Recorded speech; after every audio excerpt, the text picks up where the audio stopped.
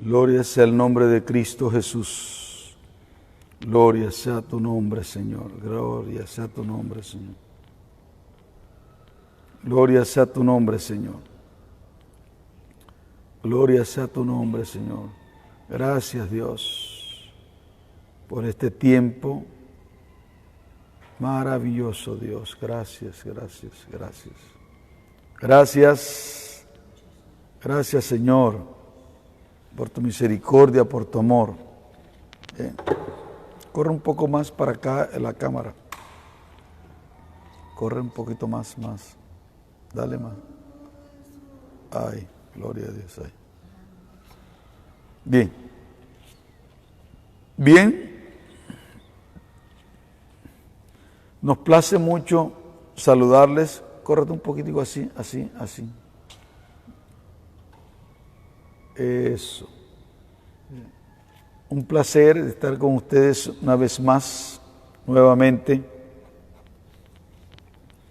A todos aquellos que toman a bien sintonizarnos cada mañana, sobre todo nuestros hijos espirituales en diferentes partes, que sabemos que son fijos en Panamá, en España, en Brasil. Entonces, agradecemos altamente que estén con nosotros cada día. En estos días hemos estado hablando acerca de ponte para acá así. En estos días hemos estado hablando de una serie que hemos titulado Protestantes, cosas que los evangélicos no acostumbran a hablar, cosas que callan. Y precisamente llegamos a uno de los temas, y este tema es el tema de la disciplina en la iglesia. La disciplina en la iglesia es un tema bastante candente, pues no se habla mucho de esto. Ayer hablábamos que por alguna razón,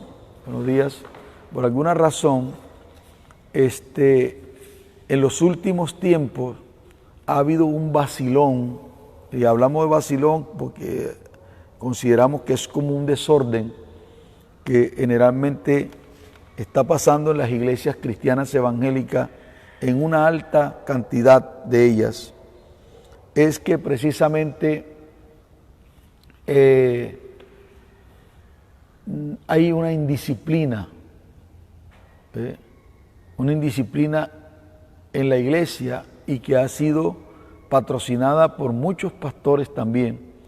Pues hay veces que en una congregación toman la decisión de disciplinar a una persona con el propósito de corregirla, y esa persona se van a otra iglesia, y ese pastor no tiene la ética ministerial para llamar a ese otro pastor de donde viene esa persona con el propósito de saber a ciencia cierta qué fue lo que pasó con esta persona.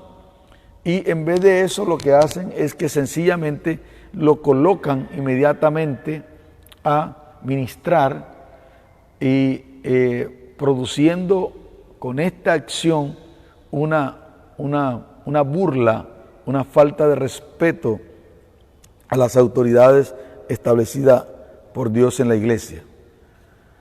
Hay un texto en la Biblia que estamos usando, porque este es el segundo tema de esta parte que se llama disciplina, la necesidad de la disciplina en la iglesia. Y hemos estado hablando precisamente de la razón. Y 1 Corintios capítulo 5, versículos 12 y 13, nos da a nosotros una base para poder utilizar esta herramienta que se llama disciplina. Dice, porque ¿qué razón tendría yo para juzgar a los que están afuera? ¿No juzgáis vosotros a los que están dentro? Porque a los que están fuera, Dios juzgará. Lo que quiere decir con esto es que tenemos una responsabilidad de juzgar los que están adentro.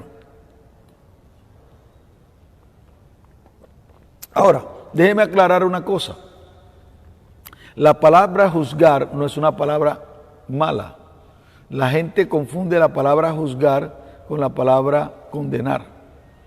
Juzgar es poner en tela de juicio. Juzgar es sacar la verdad a flote. Eso es juzgar. Juzgar puede ser una palabra que puede ser un sinónimo de la palabra gobernar, pero juzgar es propio de las personas que tienen la madurez, de las personas que conocen la palabra y las personas que son espirituales. La Biblia dice que el espiritual todo lo juzga. Entonces es bien interesante que Dios puso autoridades en la iglesia para juzgar los casos entre hermanos, para que no tengan que ir a la justicia ordinaria, a estrados judiciales que no tienen a Cristo. Y Pablo lo dice, en alguna parte de la Escritura dice, que acaso no hay autoridades que juzguen las cosas de ustedes, que tienen que ir a los estrados judiciales para ventilar los problemas suyos de la iglesia. Entonces, por todos los medios, es importante entender que la palabra nos da suficiente material para decir que es necesario usar la disciplina. Ahora, permítame un momentico, porque yo quiero ir precisamente a un texto de la Biblia que nos da a nosotros más fuerza en lo que estamos hablando. ¿Ve? Dice: Dios al hijo que ama, Dios al hijo que ama, corrige. Es un proverbio. Dice, y también habla en Hebreos, dice, porque el Señor a quien ama reprende, como un padre al hijo a quien se deleita. ¿Ve? Es en el libro de Hebreos, precisamente también, que el Señor dice en su palabra, y hablando aquí mismo en el libro de Proverbios, dice: Hijo mío, no rechace la disciplina del Señor, ni aborrezcas su reprensión, porque el Señor a quien ama reprende, como a un padre al hijo a quien se deleita. Oigan eso. Eso es el libro de Hebreos, hablando de la disciplina, porque dice en el versículo, capítulo 12, versículo 6, dice: porque el Señor al que ama disciplina y azota a todo el que recibe por hijo. ¿Qué quiere decir? Si no te disciplinan, no te aman. Si no te disciplinan, no te aman. La disciplina es una manifestación de amor. La gran mayoría de las personas no les gusta ser disciplinados. Pero si no te disciplinan, no te quieren. Si te dejan hacer lo que te da la gana, si saben que tú estás pecando y haciendo cosas indebidas y no te corrigen, no te confrontan, sino que te animan simplemente en ese mensaje desequilibrado de lo que es bendición, bendición, bendición, prosperidad, prosperidad, prosperidad, y están metidos en problemas y lío y no te confrontan, sino que te dejan ver y te ven y no te dicen nada, no te quieren. La disciplina es una manifestación de amor de un padre que ama a su hijo. Por eso Hebreo lo recalco, porque el Señor al que ama disciplina y azota a todo aquel que recibe por hijo. Tanto es que Dios manifiesta su amor con la disciplina eterna que le dio al mismo diablo, haciéndole el infierno. El infierno es una manifestación del amor de Dios a una de sus criaturas, al diablo, porque Dios al que ama disciplina. Dios está en desacuerdo total con todo lo que el diablo hace, pero es una criatura de él. Y como Dios ama a sus criaturas, ¿ve? También le manifestó con el infierno un castigo eterno. ¿Ve? Es una manifestación. Entonces, ¿qué ocurre? Es interesante eso. Ahora, volvamos al tema entonces, porque necesitamos desarrollar esta parte de los niveles de la disciplina. Pocas veces hay líderes que no conocen cómo es el procedimiento. Y eso es una de las cosas que vamos a estar hablando.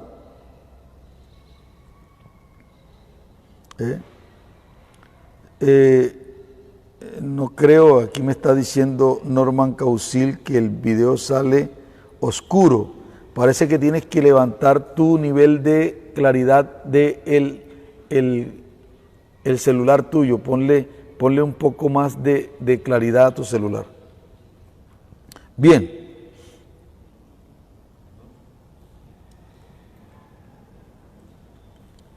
Es bien interesante que están algunos pastores allí, y gracias por... Vamos a desarrollar este tema y después leemos los comentarios y los compartimos. Decía entonces que el caso de la disciplina es una manifestación de amor. El pastor que no disciplina no ama a sus ovejas. Ahora, lo que legitimiza que una persona es hijo es que tú lo disciplinas y la respuesta de él manifiesta que es hijo si acepta la disciplina. ¿Ve? Hebreos capítulo 12, versículo 5 al 8 dice: y habéis ya olvidado y la exhortación que como a hijo se os dirige diciendo: hijo mío, no menosprecie la disciplina del Señor, ni desmayes cuando eres reprendido por él. Porque el Señor al que ama disciplina y azota a todo aquel que recibe por hijo. Si soportáis la disciplina, aquí está el detalle. Tú sabes, tú manifiestas que eres hijo de la casa, hijo de un pastor, hijo espiritual de un hombre de Dios o una mujer de Dios, cuando Él te disciplina y tú aceptas la disciplina y tú soportas la disciplina. El que no soporta la disciplina, Dios dice, si no soporta la disciplina, si soportáis la disciplina, Dios os trata como a hijos. Porque ¿qué hijo es aquel? Y él lo pregunta, ¿qué hijo es aquel a quien el Padre no disciplina? Pero si se os deja sin disciplina, de la cual todos han sido participantes, entonces soy bastardo y no hijos. Hay personas que comenzaron ministerios en disciplina y no han entendido que el atranque es porque no han procurado la bendición de sus padres espirituales.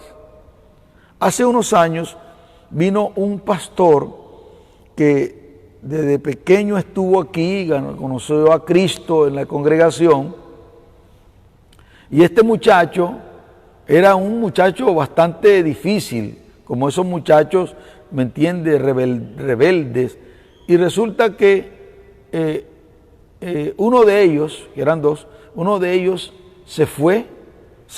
ellos se fueron a otra congregación, pero se fueron en disciplina. Al poco tiempo, uno de ellos comenzó una congregación y comenzó a irle bien, lógico, tenía un depósito fuerte, llamado, pero comenzó a crecer esa iglesia.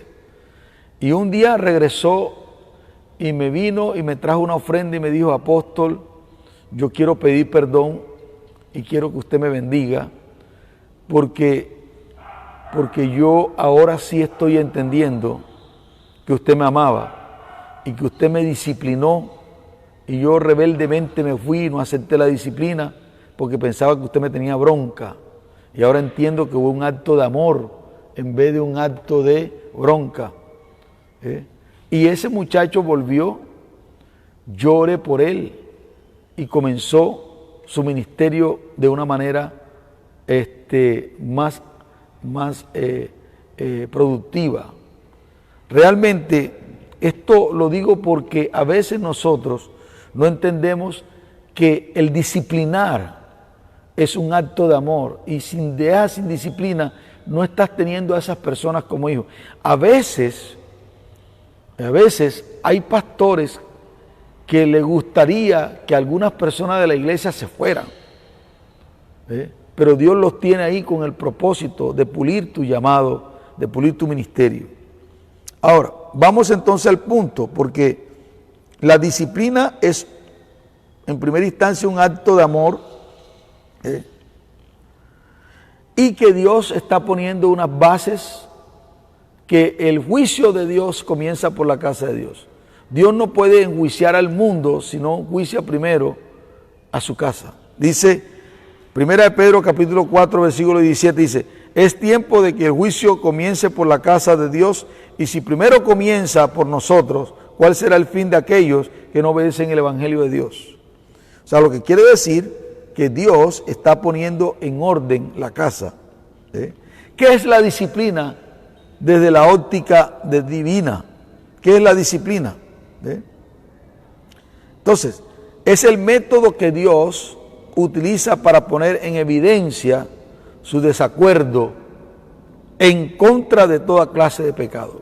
La disciplina es un método de Dios para poner en evidencia su desacuerdo en contra de todo tipo de pecado y procedimientos equivocados. Por eso es importante que pongamos disciplina en la iglesia, porque si no pones disciplina en la iglesia, el diablo va a interponerse en la congregación, no la va a dejar pasar. Porque dice, ustedes son patrocinadores de la sinvergüenzura, saben que allí tienen a unos que están en pecado y no lo han corregido. El diablo tiene derecho entonces legal para decirle a Dios, ¿cómo tú permites eso si tú eres un Dios de justicia? A mí no me perdonaste, a mí me juzgaste, a mí me condenaste, ¿y por qué a ellos? Entonces ese es un asunto que hay que tener en cuenta. O sea, entonces es un método contra toda clase de pecado, que inmediatamente la persona peca, comienza el proceso de disciplina. Inmediatamente una persona peca, Dios comienza el proceso de disciplina, aunque los otros no sepan, aunque no se ha anunciado su disciplina públicamente. E inmediatamente comienza un proceso de disciplina. Y ese proceso de disciplina lo que está tratando de hacer es que esa persona se arrepienta, y Dios lo comienza a presionar para que confiese su pecado, porque sabe que dice que mientras que no confesemos nuestros pecados no seremos prosperados. El que encubre sus pecados no prosperará. Entonces la disciplina comienza en el momento que la persona peca, Dios comienza y le cae encima con disciplina, aunque el pastor, ni los diáconos, ni la iglesia lo sepa, ya comienzan disciplina. Ese proceso de Dios en poner en evidencia que las personas, aunque se esfuercen en ocultar su pecado, comienzan a dejar ver que algo anda mal en su vida. La disciplina del Señor produce sobre la vida de una persona que está pecando y que está ocultando su pecado, comienza a poner una presión para dejar ver la evidencia de que esa persona no está bien. Hay personas que antes oraban, buscaban de Dios, ¿me están entendiendo? Metido con Dios, y de repente de la noche a la mañana comienzan a enfriarse. Eso indica que algo está andando mal en la persona, porque la gente no cambia de la noche a la mañana, ha sido un proceso paulatino. Y hay personas que están metidas en pecado, que han dejado de hacer, lo primero que dejan de hacer comienza es a dejar de congregarse, apartarse de donde están los tizones, no se quieren poner en evidencia de que algo está mal, porque de repente llega un profeta y le dice, oye, porque tú estás así, tú estás en pecado, tú estás en esto. Entonces la gente comienza a huir. Cuando una persona comienza a huir de la congregación, sin ninguna razón, es porque está en pecado. en pecado y no quiere que la persona, no quiere que le evidencien su pecado. Entonces, ¿qué ocurre? Es bien interesante que el proceso de disciplina Dios lo comienza en el momento que la persona comienza a pecar y comienza a dejar ver que algo está mal.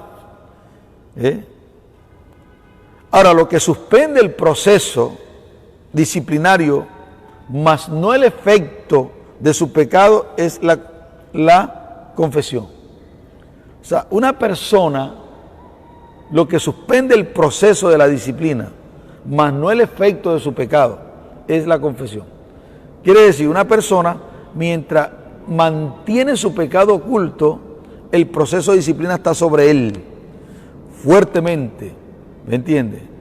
Muchas veces las personas son engañadas porque no se le manifiesta inmediatamente el efecto. ¿Ve? Porque de repente, por ejemplo, habían estado andando bien y lo que ellos sembraron en bien van a recogerlo. Pero de repente entran en pecado y eso que sembraron bien, desde el momento que están pecando, comienza a manifestarse lo que hicieron bien, hasta que se le termina la cosecha de lo que hicieron bien y comienza la cosecha de lo que están sembrando. Entonces hay personas que hacen el esfuerzo para mostrarle a la gente que ellos están bien, que ellos están bien, que ellos están bien, pero no saben ellos que el efecto de lo que hicieron bien, hasta el día que pecaron, se le va a terminar y va a comenzar en algún momento la cosecha de lo que están sembrando. Porque Dios no puede ser burlado. Esta es la ley de hierro, es una de las cosas más tremendas. El que la hace, la paga. Eso es una cosa que tenemos que tener en cuenta. Todo lo que tú siembras, eso recoge. Si tú siembras procedimientos equivocados, algún día vas a recoger procedimientos equivocados. Si tú te portas mal con tus padres, un día tú vas a recoger esa cosecha con tus hijos. Hay ovejas que le hicieron tanto para vender a sus pastores, que Dios le permite que entren en un engaño, porque a veces la Biblia lo dice que Dios le envió un espíritu de engaño. Oiga eso, para que oyendo no entiendan. Oiga eso, qué cosa tremenda, porque están en pecado. Dios permite que ellos entren en una mentira, que es que estoy bendecido, que no me está pasando nada y yo sigo andando. O sea, quiere decir, en otras palabras, me puedo burlar de mi pastor, me puedo burlar de mi pastora, me puedo burlar de la iglesia y ya vieron, todo está bien, todo está bien. No, no está bien. Un día vas a sembrar, lo que sembraste vas a recoger. Y hay ovejas que sembraron tanto como ovejas mal que no pueden recoger como ovejas.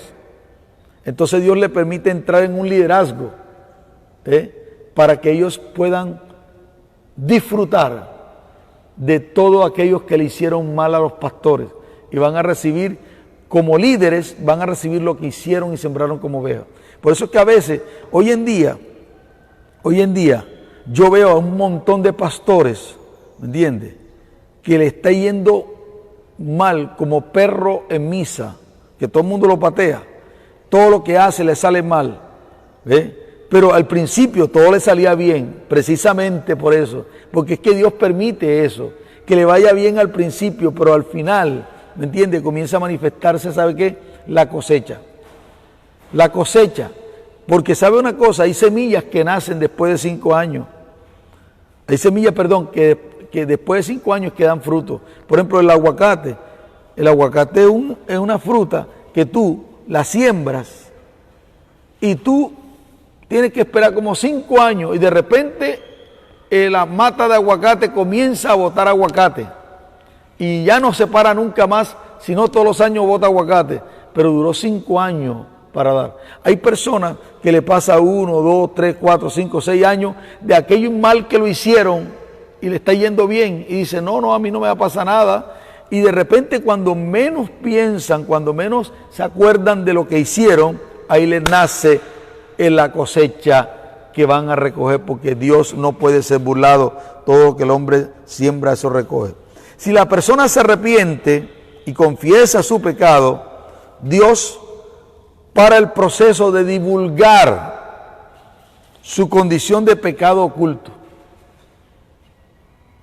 para no avergonzarlo públicamente. O sea, una cosa que es que el arrepentimiento y la confesión del pecado a Dios y a los ancianos para ser sanado va a llevar a que eso no se reviente en la calle. Pero si una persona está pecando y no se arrepiente, ¿sabe qué va a pasar? Dios mismo se va a encargar de que ese pecado salga afuera, ¿ve? Y se explote y la persona quede avergonzada. Ahora, el asunto es que nosotros como pastores, que nos enteramos de esa situación, debemos colocar una disciplina. O sea, quiere decir, la disciplina que coloca un pastor o una iglesia es la manifestación de que no estamos de acuerdo con eso que esa persona está haciendo. Y por tal razón lo colocamos en disciplina. Porque si no pones en disciplina a la persona que está pecando, puede ser tu compadre, puede ser tu hermano, puede ser tu mamá, puede ser tu papá, puede ser tu esposa, puede ser puede ser tu líder, y porque tú le tienes cierta amistolatría de consideración y no lo pones en disciplina, ¿sabe qué va a pasar? Se te va a parar el crecimiento y tarde que temprano se te va a explotar, y la gente va a pensar que tú estás alcahueteando. Tarde que temprano Dios va a sacar públicamente.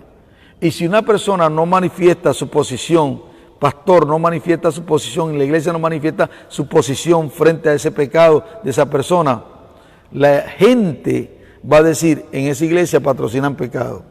Y ahí vas a tener tú tu problema serio. Porque la escritura lo dice. Lucas capítulo 12, versículo 2 dice, porque nada hay encubierto que no haya de descubrirse, ni oculto que no haya de saberse. O sea, Dios es celoso con su iglesia. El que oculta su pecado, dice el verso 13 del capítulo 28 de Proverbios, el que oculta su pecado no prosperará, pero el que confiesa y se aparta de ello alcanzará misericordia. O sea, lógicamente hay pastores que están en pecado y no lo confiesan. Hay líderes que están en pecado y siguen predicando y siguen cayendo y siguen haciendo. Y como Dios los usa, entonces ellos están engañados pensando que están bien con Dios, están muy mal con Dios. ¿Ve? Hay casos que, como les conté ayer, que he tenido que tratar. ¿Ve? Hay predicadores, profetas, y uno pregunta, ¿y cómo es que Dios lo usa? Porque es que Dios es vivo. Dios usa sus dones, aunque la persona queda sin recompensa. Cuando una persona está en pecado y hace algo a favor del reino, Dios lo va a hacer, lo va a utilizar. Una persona tiene el don de sanidad, pone las manos sobre los enfermos y se sanan. Y la persona está borracha, la persona está drogada, y Dios puede utilizar aún a esa persona, la puede utilizar con los dones que tiene. ¿Qué te parece? Bien interesante esto. Entonces mucha gente está bien engañadísima, totalmente engañada. ¿Por qué? Porque, y esa es una de las cosas terribles, por ejemplo, en los últimos tiempos hay una ola, sobre todo en Brasil, que me he dado cuenta de eso, que los pastores están haciendo cursos de psicología, de plan de PNL, o sea, plan neurolingüístico, y están utilizando cómo saber dirigir y cómo convencer a las masas, y se han convertido en coaching. No estoy en contra de eso, yo soy coaching desde hace mucho tiempo, que es un entrenamiento, ¿ve? Un entrenamiento para asesoramiento de líderes y de empresarios y aún de profesionales. Hace muchos años que yo hice ese curso, esa especialización. Lo hice con el pastor Raúl Justiniano en la escuela Sal y Luz en Santa Cruz de la Sierra, en Bolivia. Pero una cosa interesante es que hay pastores que hoy están haciendo esos cursos de coaching, que es pura psicología mezclada con plan de neurolingüístico, y resulta para ayudar a las personas a levantarse en su estima, en su productividad, en cómo conseguir metas. Y hoy en día se está utilizando más eso que la dependencia del Espíritu Santo. Y hay una línea fina que yo tengo que tener presente como coaching, como persona que tiene tantas herramientas para ayudar a empresarios y a desarrollar cosas.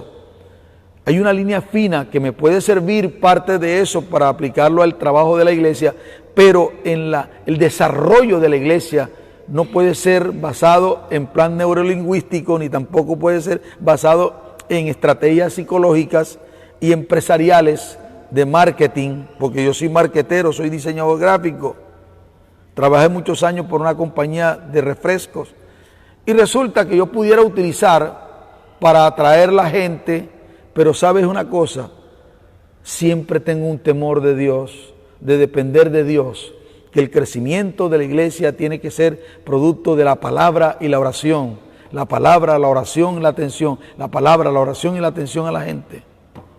Porque pudiera utilizar todas las técnicas para llenar esto. Lo puedo hacer, lo sé hacer, pero hay que tener mucho cuidado porque hay una línea fina entre lo uno y lo otro. Hoy en día la gente quiere cómo hacer crecer su iglesia. Agarran libros, sí, y utilizan estrategias.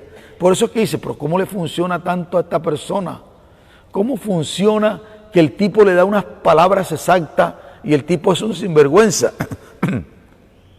¿Cómo es que esa persona pide una ofrenda o habla algo y la gente se volca a dar y el pastor que está bregando constantemente para pedir una ofrenda, la gente no da y viene un pico de oro contratado y entonces levanta una ofrenda que nunca antes se haya levantado en la iglesia? ¿Sabe por qué? Porque utilizan una estrategia que se llama plan de neurolingüístico, es una estrategia psicológica para convencimiento.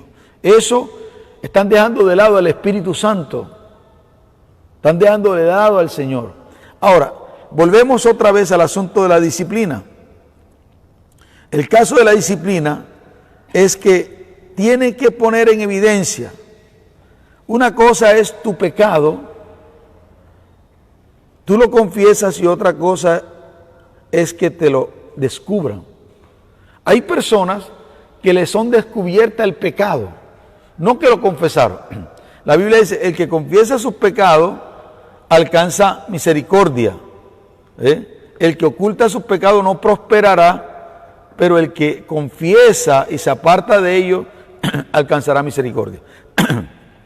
Oye eso. Pero ¿qué de aquellas personas que no confiesan su pecado, sino que se lo descubren?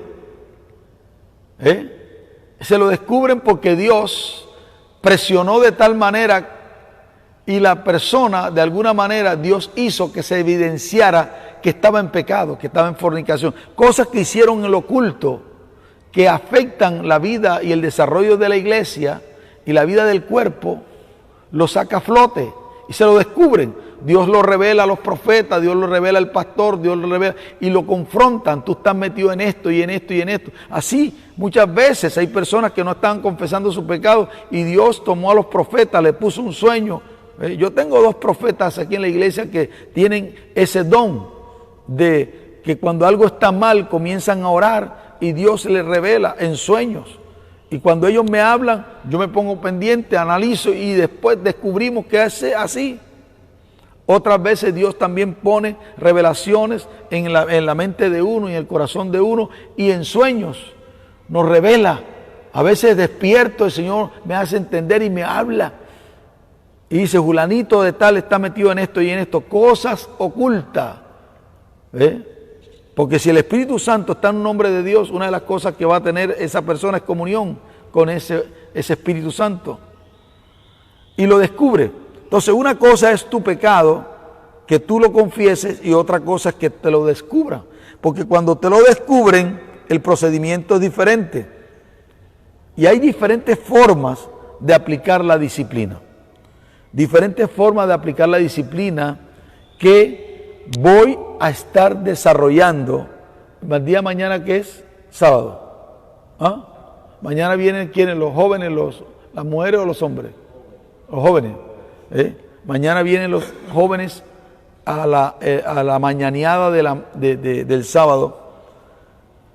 pero son todos los que van a venir a la oración, pero los jóvenes van a dirigir. Pero mañana voy a continuar las diferentes formas de aplicar la disciplina.